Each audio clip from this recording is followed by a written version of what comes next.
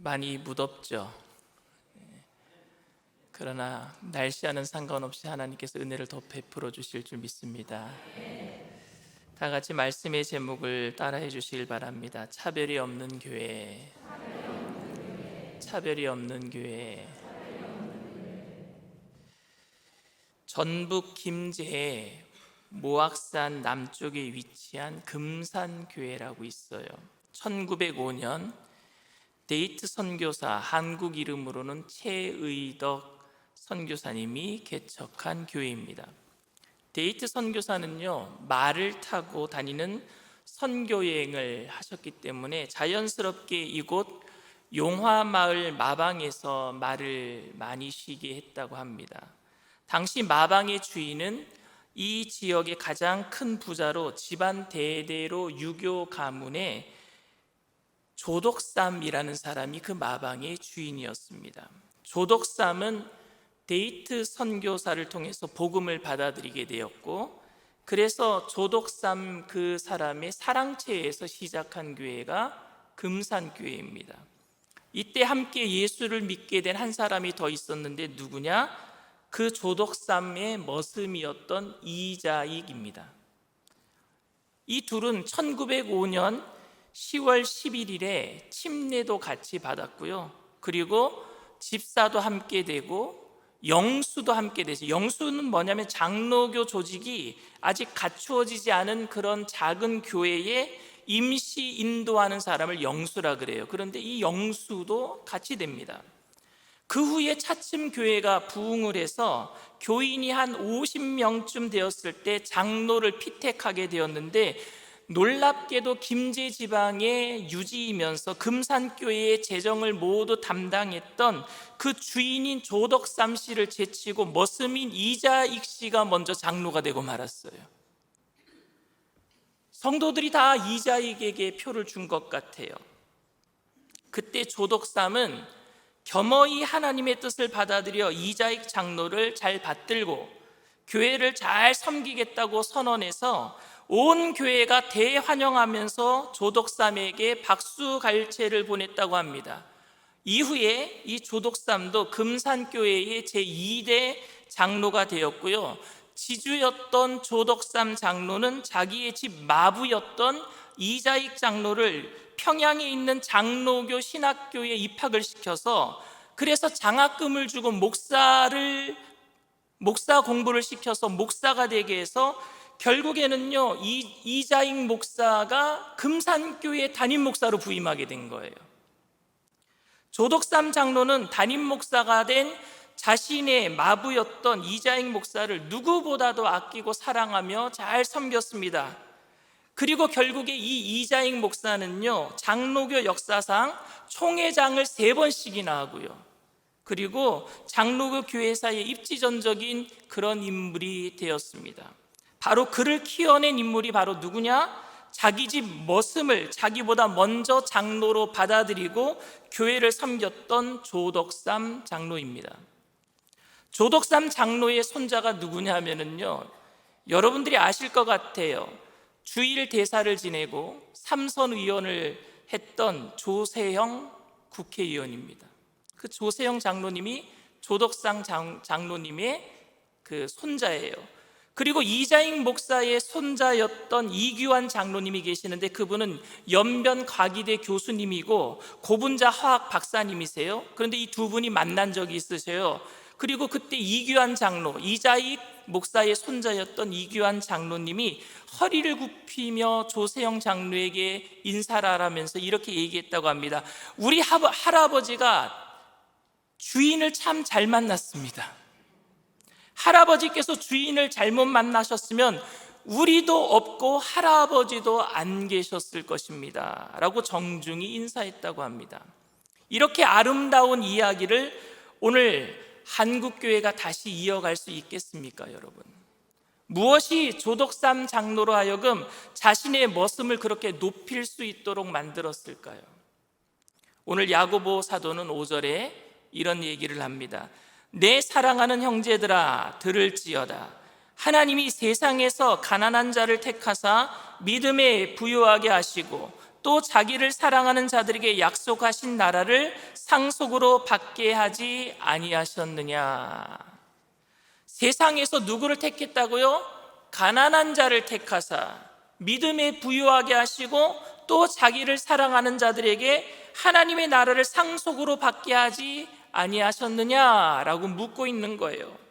여러분, 근데 여기서 우리가 잘못 받아들이면 하나님은 가난한 사람만 택하시나 이렇게 들립니다. 하나님이 가난한 사람만 택하시는가? 조덕삼 장로와 같이 부유한 자는 택하시지 않았다란 말입니까? 그런 말 뜻은 절대 아닐 것입니다.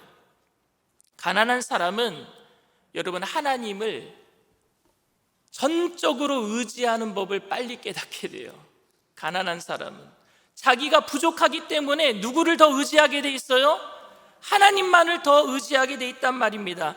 그래서 예수님도 심령이 가난한 사람이 천국이 저희 것이며 말씀하신 줄 믿습니다. 여기서 가난하다라는 것은 무엇을 의미해요? 자신의 부족함을 깨닫고 하나님을 전적으로 의지하는 심령이 가난한 사람들 말입니다. 그런데 실제로 부유한 사람이 사실은 개인적으로 힘들고 어려울 때에, 부자임에도 불구하고 힘들고 어려울 때 새벽 예배 나오는 걸 제가 보게 돼요.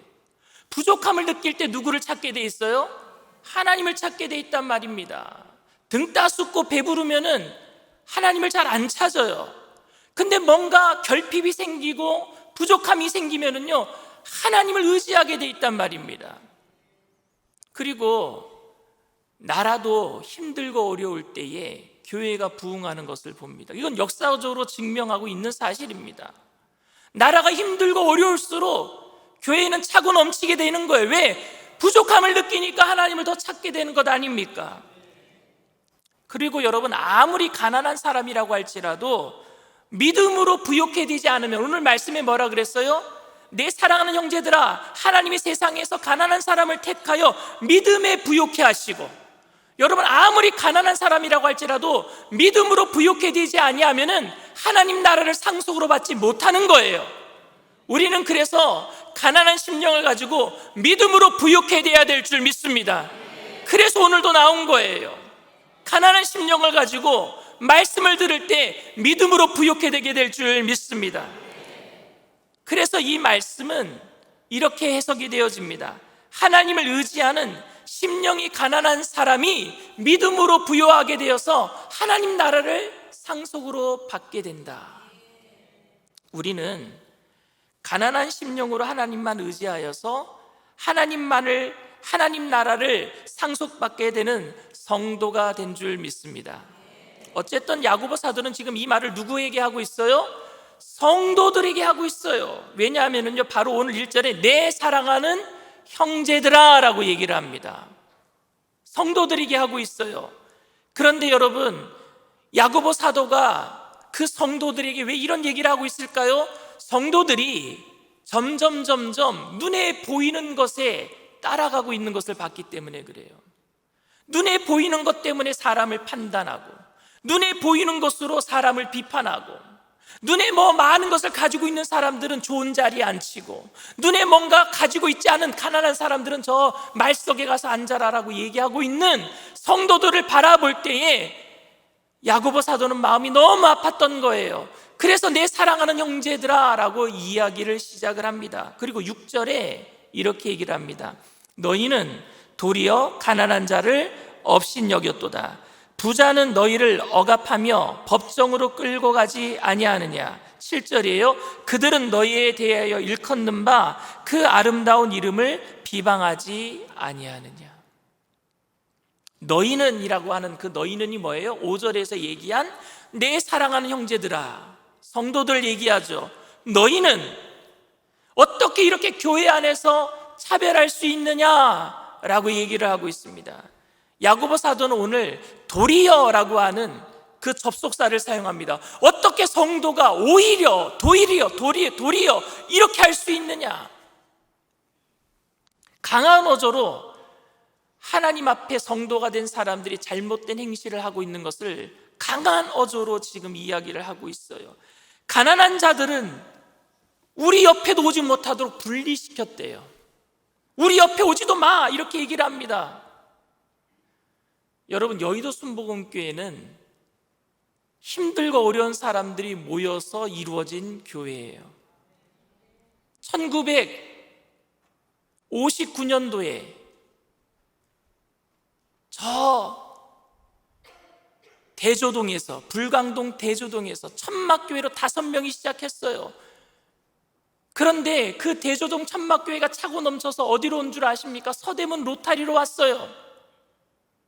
그 서대문 로타리에 1960년도에 경찰서에서 나와서 교통정리를 해주지 않으면은 그 서대문 로타리가 막힐 정도로 사람들이 미어져 터졌어요. 그때 모든 사람들이 다 힘들고 어렵게 산 사람들이었단 말입니다. 제가 얘기를 듣기로는 생선 장사를 하시던 분이 자판을 깔고 장사를 하시다가 장사가 잘 안 되고 파는 물건이 남아버리잖아요. 그러면 그 자판을 머리에 이고 수요일 예배, 금요일 예배 때 와서 자석 밑에다가 그 자판을 놓고 그리고 예배를 드렸대요. 그러면 온 성전 안에 생선 냄새가 진동하는 거예요. 그런데 그 누구도 그 일에 대해서 왜 여기 와서 예배 드리냐고 뭐라 하는 사람이 없었어요. 왜? 다 같이 은혜 받는 자리였으니까요. 은혜가 크니까 그런 게 상관이 없었단 말입니다. 은혜가 크니까. 그런데 여러분, 누가 오늘 생선을 가지고 이곳에 들어왔다고 합시다. 아니, 생선을 가지고 들어오지 않더라도 머리에서 조금만 냄새가 나더라도 우리는 인상을 찌푸리지는 않습니까? 언제부터 교회가 이렇게 깨끗한 사람들만 왔어요? 여러분들 보고 더럽게 하고 교회란 얘기는 아니에요. 그런데 그런 겉모습을 보고 차별하기 시작했단 말입니다. 근데 초대교회에도 그런 일이 일어난 거예요. 이러한 행동은 하나님의 구원의 은혜를 잃어버린 행동이며 가난한 자를 돌아보라는 하나님의 명령을 거역해버리는 겁니다. 부자는 억압하며 너희를 법정으로 끌고 가지 아니하느냐. 그 구절에서 저는 아모스 선지자의 그 이야기가 생각이 납니다. 아모스 2장 7절 말씀이에요. 힘없는 자의 머리를 티끌 먼지 속에 발로 밟고 연약한 자의 길을 굽게 하며 아버지와 아들이 한 젊은 여인에게 다녀서 내 거룩한 이름을 더럽히며. 부자들이 재판관에게 가서 가난한 사람을 머리를 잡아서 먼지구덩이에다가 그 머리를 쳐놓고 그걸 발로 밟는데요, 재판장에서. 그리고 재판관에게 뇌물을 주고 자기에게 이로운 재판을 하게끔 만드는 거예요. 그래서 연약한 자의 길을 굽게 한대요. 연약한 자들은요, 돈 때문에 돈이 없어서 날마다 죄인이 되는 거예요. 그리고 아버지와 아들이 한 젊은 여자에게 들어간대. 그게 뭐예요? 아버지나 아들이요, 같이 범죄하는 거예요. 간음하는 거예요, 같은 여자에게. 그래서 뭐라고요? 하나님의 이름을 더럽게 만들었대요. 오늘 말씀이랑 똑같아요. 예수님의 이름을, 아름다운 이름을 더럽게 만든 그 6절 말씀과 똑같은 거예요. 야고보는 이런 부자들의 행태를 비판하면서 어떻게 교회 성도들이 그런 사람들을 대우하고 있느냐 말입니다. 하나님의 이름을 비방하는 그런 사람들을 상석에 앉히고 어떻게 교회가 그런 사람들을 따라가는 그런 풍조를 좋아하고 있느냐 말입니다. 오히려 억압받는 가난한 사람들을 더 괄시하고 있는 것은 예수님의 아름다운 이름을 더럽히는 행위라고 오늘 야고보 사도는 못 받고 있어요. 저는 가난한 사람은 무조건 선하고 부자들은 모두 악하다라고 생각하지 않습니다. 성경에는 부자이지만 선한 사람들이 많아요. 보아스, 삭개오, 고넬료, 이런 부자이고 권력이 있는 사람들도 하나님을 영접하고 가난한 사람들을 위해서 애썼던 그런 사람들도 많이 있습니다. 그렇기 때문에 여러분, 부자는 무조건 악하다라는 결론과 함께 그들을 원수처럼 대하는 일종의 역차별적인 행동을 교회에서 해서는 절대 안 될 것입니다. 교회는 부자들이 선한 방법으로 돈을 벌고 열심을 다해서 부지런히 일해서 하나님 위해서 살아가는 그 모습들을 존경해 줘야 돼요. 그건 분명히 교회가 가져야 될 좋은 마음입니다. 선한 마음입니다. 그러나 교회의 역사를 보면은 가난한 자들보다 부자들 가운데 압제와 착취를 하고 교회의 복음을 해방했던 것들을 많이 볼 수 있단 말입니다.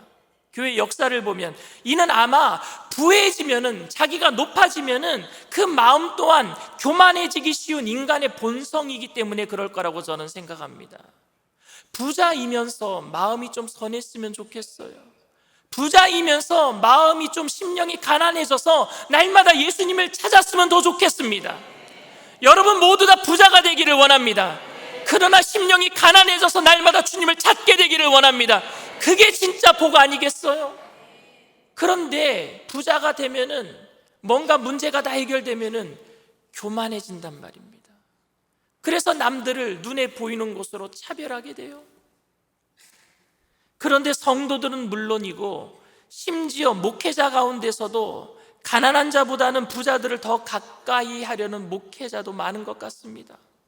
혹시 제가 부자들을 더 가까이 하려고 한다면 여러분 저를 좀 뭐라 해주세요. 정신 차려야 되잖아요. 부자 성도나 가난한 성도나 똑같이 하나님의 사랑으로 대해야 될 거 아니겠습니까? 왜 교회가 부자들을 더 대우하고 힘 있는 자들을 존중하게 되었습니까? 왜요? 물론 교회의 발전을 위해서 부자들의 큰 헌금도 필요하고 힘 있는 자들의 그 힘을 통해서 교회가 하려고 하는 일들을 정치권들이 받아들일 수 있도록 압력을 행사할 수 있는 건, 이런 모든 일들도 중요합니다. 그러나 진짜 문제는 여러분, 교회가 물질을 중시하고 재정 중심으로 움직여져서 온 결과로 영적인 힘을 잃어버리고 참된 사랑을 잃어버리지는 않았는지 생각해 봐야 합니다. 너무 물질 중심으로 돌아가서, 재정 중심으로 돌아가서 영적인 힘을 잃어버리지는 않았나? 사랑의 힘을 잃어버리지는 않았나? 우리 일산순복음 영산교회는 물질 중심, 재정 중심으로 돌아가는 교회가 아니라 사랑과 성령 충만함으로 움직이는 영적인 교회로 성장해 나가게 될 줄 믿습니다. 저와 여러분들이 함께 만들어 나가야 돼요, 이 일은. 그래서 여러분들에게 이 일에 동참해 줄 것을 간절히 호소합니다. 먼저 우리에게 가난한 성도가 계시다면, 물질에 지금 힘들고 가정이 너무너무 힘들어하는 그런 가난한 성도가 계시다면 부탁드립니다. 부자를 동경하지 마세요. 부자를 동경하지 마세요. 하나님을 잘 섬겼기 때문에 물질이 많고 권력이 많은 것이 아니라 우리에게 맡겨진 달란트가 다 다를 뿐이에요. 달란트가 다 다를 뿐이에요. 많이 가진 자는 많이 남겨야 되는 거예요. 여러분, 구약에서는 하나님이 우리와 함께 계시다라는 사실을 하나님이 물질의 복으로, 장수의 복으로 주셨어요. 내가 너희와 함께 있다. 아브라함이 내가 그것을 어떻게 알겠습니까? 네 자손 많게 해줄게. 너 부자가 될 거야. 복의 통로가 될 거야. 하나님이 함께 하신다라는 사실을 뭘로 알았다고요? 물질의 복으로, 장수의 복으로 알았어요. 아, 하나님이 나와 함께 하시는구나. 그런데 여러분, 신약에 와서는 하나님이 우리와 함께 계시다라는 사실이 뭘로 나타나고 있어요? 임마누엘 대신 예수님이 이 땅에 오신 줄 믿습니다. 하나님이 우리와 함께 하신다는 사실을 더 이상 예수님이 오신 이후로는 우리에게 물질의 복으로, 장수의 복으로 나타나는 것이 아니라 신약에 와서는 예수님이 너희와 함께 있다, 하나님이 우리와 함께 계시다, 이 사실을 우리는 알게 되었단 말입니다. 그러면 더 이상 물질을 우리에게, 그럼 이게 복이겠습니까? 하나님이 우리와 함께 하신다는 복이겠습니까? 물질은 복이 아니라 사명이에요. 사명인 줄 믿습니다. 우리에게 주신 사명 말입니다. 1달란트, 2달란트, 5달란트는요, 우리에게 주신 사명을 얘기하는 거예요. 그런데 많이 받은 사람에게, 5달란트 받은 사람에게 1달란트 요구 안 하셔요. 하나님은 5달란트 받았으니까 너 5달란트 남겨라 라고 얘기하십니다. 1달란트 받은 사람에게 하나님은 5달란트 내놔라 얘기 안 하셔요. 얼마 내놓으라고요? 한 달란트 내놓으라고 하십니다. 여러분, 마태복음 25장 29절에 이런 얘기를 해요. 있는 자는 더 있게 될 것이고 없는 자는 그 있는 것까지 빼앗기리라. 이게 여러분 경제 논리를 얘기하겠습니까? 부익부 빈익빈 이야기를 하겠어요? 기독교마저도 돈 많이 가진 사람들이 돈을 번다고 많이 가진 사람들이 많이 벌고 없는 사람은 그 있는 것마저도 있는 사람에게 빼앗기리라. 이게 경제 논리를 얘기하겠어요? 자본주의 논리를 얘기하겠어요? 아니요. 성경은 자본주의 논리 얘기하지 않습니다. 성경은 천국의 원리를 얘기해요. 그럼 이게 어떤 의미입니까? 있는 자는 더 있게 되고 없는 자는 그 있는 것까지 빼앗기리라. 있는 자는 여기서 가져서 있는 자가 아니라 나누어서 있는 자예요. 없는 자는 왜 없는 줄 아십니까? 없어서, 안 가져서, 못 가져서 없는 자가 아니라 나누지 못해서 없는 자예요. 성경에서 얘기하는 있는 자는 소유해서 있는 자가 아니라 베풀어서 있는 자예요. 우리에게 주신 것들을 베풀 때에 5달란트가 10달란트가 되는 거예요. 있는 자는 더 있게 되고, 근데 1달란트 가진 자가 어떻게 했어요? 받은 것을 땅에 묻었단 말입니다. 나누지 않았어요. 그래서 그 있는 것까지 빼앗겨서 누구에게 줬다고요? 5달란트 있는 사람에게 줬단 말입니다. 이게 있는 자는 더 있게 되고 없는 자는 그 있는 것까지 빼앗기리라.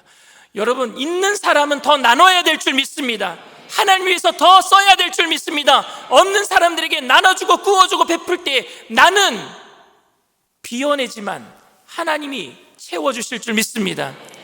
이게 성경의 원리예요. 그러니 여러분, 가난한 자가 계시다면 부자를 동경하지 마세요. 많이 가진 자는 그게 복이 아니라 사명이란 말입니다. 사명으로 살아가야 될 줄 믿습니다. 그러니까 우리가 동경하고 바라봐야 될 분은 예수님밖에 없어요. 예수님께서 우리를 채워주실 줄 믿습니다. 그리고 오늘 이 자리에 부자가 계시다면, 많이 가진 자가 계시다면 가난한 자들과 함께 할 수 있도록 몸을 낮춰주시길 바랍니다. 그게 우리가 해야 될 일이에요. 기독교가 여러분 처음에 우리나라에 들어왔을 때에 양반 가문에 있었던 사람이 예수님을 믿어서 교회에 나가려면요, 신분이 낮은 사람들과 함께 그 자리에 앉아야만 했어요. 그게 힘든 일이었어요. 어떻게 양반이 신분이 낮은 사람들, 노예, 천민계층과 같이 앉을 수가 있단 말입니까? 그 당시에는 이런 일은요, 자기를 십자가에 못 박는 거와 마찬가지였어요. 왜냐하면 다른 양반들에게 욕먹는 일이에요. 너무너무 힘든 결정입니다. 예수님 시대에도 초대교인들 중에 귀족들이 예수를 믿을 때요, 귀족 신분을 박탈당해버렸어요. 그 정도로 예수 믿는다라는 것은요, 목숨을 거는 일이었어요. 부자가 가난한 사람과 같이 된다라는 것은 자기 몸을 그렇게 십자가에 못 박는 것처럼 낮아지는 일이었단 말입니다. 그 일을 예수님께서 우리에게 몸소 보여주신 사건이 십자가의 사건이에요. 높고 높은 보좌를 버리시고 낮고 비천한 이 땅 가운데 오셔서 십자가를 지신 그 사건 먼저 보여주시지 않았습니까? 그래도 그들은 십자가의 은혜를 생각하면서 그 부자들이, 그 양반들이 이 값을 지불하고, 그래서 한국교회가 온전히 세워지게 된 줄 믿습니다. 그래서 대한민국이 이만큼 달라진 거예요. 근데 언제부턴가 교회가 또다시 차별하고, 언제부터인가 이 나라가 왜 이렇게 4분의 1 되기 시작했습니까? 우리가 첫사랑을 잃어버리지는 않았습니까? 예수님이 우리를 위해서 몸을 낮춰주신 것처럼 우리 또한 그렇게 돼야 되는데 그 모든 것들을 잊어버리고 자기 자리 찾고 있지는 않습니까? 내가 어떤 사람인데 나를 왜 이렇게 대우하느냐고, 교회에서. 사랑하는 성도 여러분, 여러분들은 왜 교회 나오십니까? 어떤 성도는요, 집에 가기 위해서 교회 나오신대. 집에 가기 위해서. 그래서 언제 예배 시간이 끝날 시간이 다 되어 가는데 끝날 기미가 안 보이면은요, 왜 예배가 안 끝나는가 조급해하는 성도님도 보입니다. 주일에 교회 가지 않으면은 찝찝해서 교회 오기는 했는데 교회 오니까 무엇부터 생각나요? 빨리 집에 가야 되겠다. 교회 안 가면은 뭔가 큰일이 날까봐 교회 오긴 했는데, 찝찝해서 교회 오긴 했는데, 교회 오기만 하면 빨리 집에 돌아가고 싶은 생각에 권투 선수 의무 방어전 치르듯이 교회 나오긴 했는데, 시간이 조금이라도 길어지기 시작하면은 빨리 집에 돌아가려고 하는 조급해하는 그런 마음은 있지는 않습니까? 교구버스 빨리 떠나는데 나는 빨리 나가고 싶은데. 그러면 교회 나오는 이유는요, 집에 후련하게 돌아가기 위해서 나오는 것밖에 되지 않지 않습니까? 여러분들 근데 왜 교회 나오시는 거예요? 이런 모습으로 우리가 예배를 드린다면은 부자는 부자대로, 가난한 사람은 가난한 사람대로 섞일 수 없는 분리된 교회가 될 수밖에 없습니다. 예배를 통해서 우리는 하나가 되어야 될 줄 믿습니다. 예배를 통해서 담을 허무는 거예요. 예배를 통해서 너와 나가 우리가 되는 거예요. 성령 안에서 하나가 되는 게 예배인 줄 믿습니다. 형제 자매가 동거함이, 연합하여 동거함이 하나님 보시기에 얼마나 선하고 아름다운지요. 그래서 예수님이 예배 드릴 적에 혹시라도 혹이 형제와 싸운 일 있으면 가서 화해하고 와서 예물 드리라고 하지 않았습니까? 예배는 하나가 되는 것인데, 특별 대접을 기대하는 부자만큼이나 무시를 받는 가난한 성도도 자기가 무시받는 것을 또 의례 그렇게 생각하기도 합니다.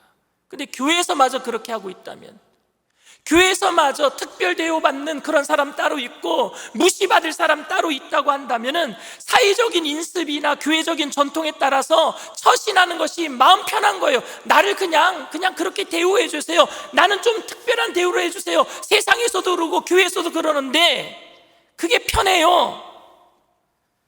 사람들이 보통 다 그렇게 생각하더라도 그 일이 옳지 않다면은 우리는 그것을 바꿔나가야 되지 않겠습니까?